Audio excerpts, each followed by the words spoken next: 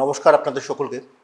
আমরা এই মুহূর্তে পজিটিভ বার্তার এই বিকাশ টক শোয়ে উপস্থিত রয়েছি এবং এই মুহূর্তে আপনারা জানেন যে উচ্চ মাধ্যমিকের পরে নিটের রেজাল্ট স্বাভাবিকভাবে বেরিয়েছে এবং এখনও পর্যন্ত ভর্তি প্রক্রিয়া অর্থাৎ এমবিবিএসের ভর্তি প্রক্রিয়াটা চলছে। ছাত্রছাত্রীরা উজ্জ্বল ভবিষ্যৎ করতে এবং তাদের মা বাবাদের একটা অনেকের স্বপ্ন থাকে যে আমার ছেলে মেয়ে তারা ডাক্তার হবে, ইঞ্জিনিয়ার হবে। তো স্বাভাবিকভাবে সেই যে লক্ষ্যমাত্রা নিয়ে তারা পড়াশোনাটা করেন তার ফল হিসাবে তারা কোথাও না কোথাও ভর্তি হন। এই মুহূর্তে আমরা যাকে কাছে পেয়েছি তার কন্যা এই মুহূর্তে শান্তিনিকেতন মেডিকেল কলেজ এবং হাসপাতালের পড়ছে। 2024-25 শিক্ষাবর্ষে সে শান্তিনিকেতন মেডিকেল কলেজ এবং হাসপাতালে ভর্তি হয়েছে একজন এমবিবিএস স্টুডেন্ট হিসাবে। ম্যাডাম, আপনার পরিচয়টা একবার জানবো। আমার নাম লুনা সেনগুপ্ত। আমি দুর্গাপুরে থাকি। আমার হাজব্যান্ড ওখানেই সার্ভিস করেন, আমাদের বাড়িও ওখানে। আপনার এই প্রশ্নের আপনি প্রথমেই শান্তিনিকেতন মেডিকেল কলেজে কেন বাসেন? কারণ আপনার তো দুর্গাপুরেও সরকারি বেসরকারি মেডিকেল কলেজগুলো রয়েছে, আপনি বেছে নিলেন কেন? দেখুন, একটা থাকে না, আমার মেয়ে যখন বলেছিল আমি এমবিবিএসেই মানে পড়বো, আর ও কোনো কিছুতেই এক্সামও দেয়নি, মানে ইঞ্জিনিয়ারিং বা আদার্স কোনো কিছু এক্সাম কিছুর জন্যই এক্সাম দেয়নি, কিচ্ছু দেয়নি, অনলি ফর নিট সে প্রিপারেশন নিয়েছিল আর বলো ওটাই আমি করবো, ওটাই আমি মানে পেতে চাই, ওটা আমি পড়তে চাই। তো তখন ডেফিনেটলি আমাদেরও মনে হয়েছিল ওর এত ইচ্ছে আছে, তো আমরাও তাকে অনেক সাপোর্ট দিয়েছি যে যেভাবে তুমি পড়বে পড়ো, কোচিং দিয়েছি, তারপরে যেটা পেতে মানে যা যা সুবিধে দিতে হয় দিয়েছি। তো ও 24-25 ওই 2024 সালেই ও মানে 12 পাস আউট হয়েছে। 12 পাস আউট হয়েছিল, নিটও দিয়েছিল, নিটও ক্র্যাক করেছে। তারপরে তো আমরা বললাম তাহলে এরপরে যেহেতু এখন গভর্নমেন্ট কলেজে সেই বছর একটু গন্ডগোল, অনেক কিছু ঘটনা ঘটে গেল, তখন আমরা ভাবলাম যে না, আমাদের প্রাইভেট কলেজ আমাদের দিতে হবে। আর প্রাইভেট কলেজ আমাদের কিন্তু প্রেফারেন্সও ছিল, কারণ প্রাইভেটে মানে ইনফ্রাস্ট্রাকচারগুলো খুব ভালো হয়, মানে আমাদের ভালো, মানে যে গভর্নমেন্ট পেলে ভালোই হতো, কিন্তু যেহেতু গেল না, প্রাইভেট আমাদের চয়েস ছিল। তখন আমরা সার্চ করেছিলাম, আমি তো আগে থেকেই সার্চ করতাম, মানে ও যখন নিটা প্রিপারেশন নিচ্ছে তার আগে থেকেই সার্চ করতাম যে কোন কলেজ বেটার হবে, কোন কলেজের কীরকম ফ্যাসিলিটিস আছে কি না। সেই সূত্রে আমি শান্তিনিকেতন মেডিকেল অনেকবার সার্চ করেছি। সার্চ করার পর যখন ও নিটটা দিল, নিটটা দেওয়ার পরেই আমি একবার শান্তিনিকেতনে এসেছিলাম। নিটটা দেওয়ার পর শান্তিনিকেতনে আমি শান্তিনিকেতন মেডিকেল কলেজটা একটু ঘুরেও গেছিলাম, যে যেমন আদার্সগুলো দেখে তেমনি শান্তিনিকেতন মেডিকেল ঘুরে গেছিলাম, যে আমাকে চয়েস ফিলিং দিতে হবে, তো একটু নিজের মানে দেখেও যাই আর একটু শান্তিনিকেতন ঘুরেও গেলাম। তারপরে যখন চয়েস ফিলিং আসলো তখন আমি শান্তিনিকেতন মেডিকেল কলেজকেই ফার্স্ট চয়েস দিলাম, তারপরে আদার্সগুলো দিয়েছি। ফার্স্ট চয়েস দেওয়ার কারণটা কি ছিল? আমার এখানে মানে ইনফ্রাস্ট্রাকচারটা খুব ভালো লেগেছে, এত বড় করে সুন্দর করে, তারপরে একটা ঢুকেই একটা বেশ মানে একটা মনে হয় একটা পড়াশোনার একটা যে সুব্যবস্থার মতন আছে না, সেটা আমার খুব ভালো লেগেছিল। তারপরে মানে আপনার বিল্ডিংগুলো সব আলাদা আলাদা আছে। তারপরে এখানে আমি স্টুডেন্ট সেকশনের সঙ্গেও কথা বললাম, তারাও বেশ পজিটিভ, খুব মানে ওনারাও খুব ভালো, তাদের সঙ্গে কথা বললাম, ওনারা আমাদের হেল্প করলেন সব কিছু জানা বোঝার জন্য। আমার ওই সব কিছু, তারপর ফ্যাকাল্টি মেম্বারও শুনলাম খুবই ভালো রয়েছেন। সব সূত্র ধরে আমার সবটা ঘুরেছি আমি বিল্ডিংটা, কিন্তু ঘুরেছি, যে হোক না হোক আমি একবার দেখে নিই, মানে হতেও পারে নাও হতে পারে, ফার্স্ট চয়েসে দিয়েছি আমি, হতেও পারে না হতে পারে, কিন্তু আমি একবার ঘুরে দেখে নিয়েছি। আমার তখন ওটা খুবই পছন্দ হয়েছে এবং ওটাই আমি ফার্স্ট চয়েস দিয়েছি এবং আমার মানে সৌভাগ্যক্রমে হয়েও গেছে। আপনি 1 বছর ধরে আপনার মেয়ে এখানে পড়ছে, আপনি যে প্রত্যাশা নিয়ে ভর্তি করেছিলেন সেটা কতটা ফুলফিল হয়েছে বলে মনে হচ্ছে আপনার? দেখুন, এরপরে আমার তো মনে হয় আমি যেটুকু দেখবো, আমি গার্জিয়ান হিসাবে যেটুকু দেখবো, আমার এটা ভালোই লেগেছে। মানে আমার একটা চিন্তা ছিল এখানে পড়াশোনা ধরতে পারবে কিনা, হস্টেল কীরকম হবে, ঠিকঠাক মানাতে পারবে কিনা, বা সবাই ওকে হেল্পটা ঠিক মতন করবে কিনা। কিন্তু সেইখানে দেখলাম সিকিউরিটি ঠিক থাকবে, কেন বুঝতে পারছেন, মানে মেয়ে আমার একটাই মেয়ে আমার। তো কিন্তু এসে আমি দেখলাম যে না, এখানে হস্টেল সিকিউরিটি খুব ভালো আছে, এরপর তো নিজেকে একটু অ্যাডজাস্ট করতেই হবে। তারপরে স্টুডেন্ট সেকশনও মানে খুব ভালো, এখনো পর্যন্ত আমি স্টুডেন্ট সেকশনকে দেখি খুব ভালো, তারা খুব কোঅপারেটিভ এবং স্যাররাও ওদের সঙ্গে খুব ফ্যামিলিয়ার।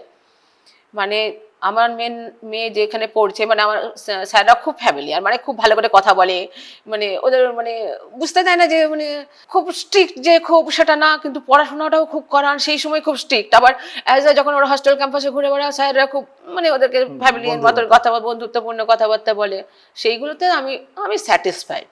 আপনি আপনার মেয়েকে নিটের জন্য আপনি কথাই বলছিলেন যে আপনি নিজেও প্রিপারেশনে হেল্প করেছেন।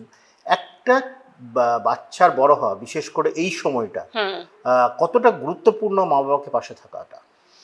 দেখুন, মা বাবা, বাচ্চাকে তো নিজের পড়াশোনাটা নিজেকে করতেই হবে, নিজেকে বুঝতে সে তো হবে, অবশ্যই, পড়াশোনাটা আমার করতে পড়াশোনাটাও হবে। সেই ঠিক করবে। আছে, এবারে মা বাবাকেও তাকে গাইডেন্সটা দিতে হবে, যে আজকাল সোশ্যাল গাইডেন্সটাও দিতে হবে। পড়াশোনা করলে ক্যারিয়ারটা নিজস্ব গড়তে পারলে সে কিভাবে সমাজেও ভালো হবে, এবং ও ডাক্তার হওয়ার ইচ্ছা ছিল, ওর একটু মানে মানসিকতা হচ্ছে একটু সেবামূলক, ওরও রয়েছে, আমারও রয়েছে, মানে আমারও রয়েছে, আমার মেয়েরও রয়েছে। তো ওর সেবামূলক একটু মানসিকতা রয়েছে, যে আমি একটু মানুষের সেবা করব, একটু সবাইকে দেখবো, সবসময় যে প্রফেশনালি না, একটু আমি সবাইকে দেখাশোনা করব, আমি অ্যাজ এ ডক্টর হিসাবে সবাইকে হেল্প করব। আর আমি গাইডেন্সটা ওকে খুব ভালোভাবে, ওর যখন ইচ্ছে ছিল, আমার একটাই মেয়ে, আমার ইচ্ছে ছিল আমি ওকে গাইডেন্সটা প্রপারলি, ও যা যা দরকার বইপত্র যেভাবে পড়তে চায়, যে কলেজ নিতে এটা তো চায়। ইনফ্রাস্ট্রাকচার, আমি মেন্টাল সাপোর্টটা কতটা দরকার? মেন্টাল সাপোর্ট তো আমি দিয়েছি, যেমন ধরুন নিটের প্রিপারেশন নিচ্ছে, সঙ্গে সঙ্গে টুয়েলভ দিতে হচ্ছে, বোর্ড বুঝতেই পাচ্ছেন কত। আমার মেয়ে কার্মেল কনভেন্ট থেকে পাস আউট করেছে, মানে আইসিএসসি বোর্ড থেকে 10টা। তো তারপর 12-এ সিবিএসসি বোর্ড নিয়েছিল। তো মানসিকভাবে কখনো কখনো, সত্যি কথা বলতে, মানসিক ডিপ্রেস হয়ে যেত, যে আমি এত পাচ্ছি না, মানে মাঝে মধ্যে বলতো 12-এর সঙ্গে নিটটা দিচ্ছে, তো আমি পারছি না, আমার দ্বারা হচ্ছে না, এই কোথাও রাত্রিবেলা একটু ডিপ্রেস হয়ে যেত, কি করে, তখন আমি আবার বোঝাতাম, দেখ তুই মানে চেষ্টা করলেই পারবি, সবাই তো পাচ্ছে, মানে চেষ্টা করলে হবে, আর না পারলে আরেকবার, না হলে আরেকবার হবে, কিন্তু চেষ্টাটা করে যাক, তুই পারবি। আমি ওকে অনেক কিছু সার্চ করে দেখ, মানে অনেক কিছু ভিডিও দেখেছি, দেখ এরা কত কষ্ট করেছে, কত ঠিক নিজের লক্ষ্যে পৌঁছেছে, তুইও পারবি, তুই পারবি না কেন, তুই তো পড়াশোনাটা করিস, তুই তো স্টুডিয়াস, ঠিক পারবি। ওই করে করে আমি ওকে সাপোর্ট দিয়েছি, তখন ও আবার আর একটু এনার্জি নিয়ে উঠেছে, না না না না, আমি পারবো। ওই এটা করে। একটা হামেশাই দেখা যাচ্ছে, আপনি এখনই এই কথাটা বললেন যে মাঝে মাঝে স্টুডেন্টরা পড়াশোনার চাপে খুব ডিপ্রেসড হয়ে পড়ছে। এই সময় একটা প্রপার গাইডেন্সের প্রয়োজন। বিভিন্ন ক্ষেত্রে বেশ কিছু দুর্ভাগ্যজনক ঘটনার খবর আমরা সবসময় কানে আসে, এই মুহূর্তে আমরা সেগুলো, এক্ষেত্রে কি স্পেশাল কোনো গাইডেন্স থাকা দরকার বলে আপনি গার্জেন হিসেবে মনে করেন? দেখুন, আমি গার্জেন হিসাবে একটা কথা বলবো, আমি যেভাবে এসেছি সিম্পল লাইফ লিড, মানে আমার মেয়েকে শিখেছি বেশি, মানে নিজের পড়াশোনা নিয়ে থাকো, নিজের যেটুকু বাড়ির সবার সঙ্গে একটু সম্পর্ক ভালো রাখো, সোশ্যাল লাইফ একটু লিড করো, আর মানে বেশি ভাবনা চিন্তা করার দরকার নেই। আর হ্যাঁ, অ্যাজ এ গার্জেন আমি আমার মেয়েকে বলেছি, মানে পারিপার্শ্বিক যেগুলো হতে পারে নাকি, মানে আমাদের কত রকম প্রবলেম আসছে, অবশ্যই। থাকে না, বুঝতেই পারছেন কত রকম প্রবলেম, সেগুলো সম্পর্কেও আমি পাশাপাশি শিক্ষা দিয়ে গেছি। শুধু পড়াশোনা করলে তো হবে না, সেই ব্যাপারটাও মাথায় রেখে চলতে হবে। শুধু পড়াশোনা করলে হবে না, যে আমাকে কিভাবে নিজেকে চলতে হবে, কতটা আমাকে কোন জায়গায় এগোতে হবে, কোন জায়গায় আমাকে স্টপ করতে হবে, আমার ক্যারিয়ারটার উপর নজর দিতে হবে। এই পাশাপাশি এই মেন্টাল গাইডেন্সগুলো আমি মা হিসাবে দিয়ে গেছি মেন্টাল ওকে। গাইডেন্সটা দরকার আপনার বলে মনে হয়? আমার মনে হয় মেন্টাল অবশ্যই দরকার, কারণ আপনি পড়াশোনা করছেন, সেখানে একটা আলাদা পরিবেশও পাচ্ছেন, সেখানে আপনি অন্য কত রকমের সবার সঙ্গে মিশতে হচ্ছে, বন্ধু বলুন, বান্ধব বলুন, সবাইকে বলুন, সেখানেও তো আপনাকে মানাতে হবে। তো সেগুলো সম্পর্কেও তাকে একটু আমাকে গাইডেন্স দিতে হবে, যে এইরকম হতে পারে, এটা হলে এটা করবে, এটা হলে ওটা করবে, সবার সঙ্গে একটু একটু মানাবার চেষ্টা করবে। সবসময় আমি যেটা চাইবো সেটাই না, একটু মানাবার চেষ্টা করতে হবে। আমার কিছু প্রবলেম হলে তুমি তোমার স্টুডেন্ট একটা সেকশনকে ছোট জানাবে। পরিবার থেকে একটা বৃহত্তর পরিবারে এসেছে, স্বাভাবিকভাবে হ্যাঁ, অনেক ঘটনা ঘটতে পারে। হ্যাঁ ঘটতে পারে, সেই সম্পর্কেও আমাকে তো একটু ওকে আমি এখনো আমার দিয়ে যাই। ঘটনা ঘটতে পারে মানে বিভিন্ন রকমের মানুষ, তাদের বিভিন্ন রকমের মানসিকতা থাকে প্রত্যেকেরই। ধরুন একজন স্টুডেন্ট আছে, বা একজন অন্য কিছু আছে, বা এখানে অনেকেই আছে, হসপিটাল আছে, কত রকমের মানুষ ঘোরাফেরা করছে, বা কত রকমের আছে, কার সঙ্গে মানে কিভাবে কতটা এগোতে হবে, কিভাবে স্টপ করতে হবে, কোথায়, ওই মানসিকতাগুলো একটু আমাকে মা হিসেবে ওকে প্রথম থেকেই দিয়েছি। ওটা আমি আজ বলে না, ছোট্ট থেকেই দিয়েছি, মানে স্কুলেও দিয়েছি, আর এখন কলেজে এসছে, আরো খুব ছোট বয়সে কলেজে ঢুকলো, তো সেটা কলেজেও দিলাম। আপনার একটা বড় ধাপ পেরিয়েছে আপনার মেয়ে, এই মুহূর্তে এমবিবিএস স্টুডেন্ট। আগামী দিনে যে সমস্ত মা বাবারা তাদের ছেলে মেয়েদের জয়েন্টের জন্য রেডি করবে, নিটের জন্য যারা রেডি করবে, তাদেরকে আপনি কি গাইডেন্স দিতে চাইবেন? তাদেরকে এটাই বলবো আমি, আপনার না, এটা অনেক সময় দেখা যায় যে ছেলে মেয়ের পরীক্ষা মানে মা বাবারও পরীক্ষা। হ্যাঁ অবশ্যই, এটা মা বাবাকে তো তার সঙ্গে ছেলেকে থাকতেই হয়। সেই বিষয়টা মাথায় রেখে কোনটা গাইডেন্স দেবেন? আমি বলবো ছেলে মেয়ে পড়াশোনা করছে, ছেলে মেয়ে মাঝে মাঝে তো একটু একটু ওরা এত এত প্রেশার থাকে, নিট তো তো খুবই একটা অল ইন্ডিয়া এক্সাম না, অবশ্যই। এত প্রেশার থেকে তারা মাঝে মধ্যে একটু এদিক ওদিক করবে, মানে একটু চিন্তা হবে, ভাবনা হবে, কখন একটু বলবে আমি একটু পারছি না বা কি করব, সেই সময় কিন্তু তার মা বা বাবা যেই থাকুন বুঝতে তাকে করতে কিন্তু হবে। তার পাশে সাপোর্ট দিতে হবে। আর হ্যাঁ, নেগেটিভ কথা বলা চলবে না, পজিটিভিটি দিতে হবে তাকে। আমি বলছি যদি প্রথমবার না হলো তার সেকেন্ড বারেও হতে পারে, আমার মেয়ের প্রথমবারই হয়েছে, কিন্তু পজিটিভিটি দিয়ে যেতে হবে না, তুমি পারবে, কেন পারবে না, এই সাপোর্টটা দিয়ে যেতে হবে। আর তাকে ডিপ্রেস করলে চলবে না যে ওর হলো তোর হলো না, এর হলো ওই হলো, ওসব করলে চলবে না। তাকে মেন্টাল সাপোর্ট সবসময় দিয়ে তুমি পারবে, তুমি পড়াশোনা করো, তুমি ঠিক পারবি।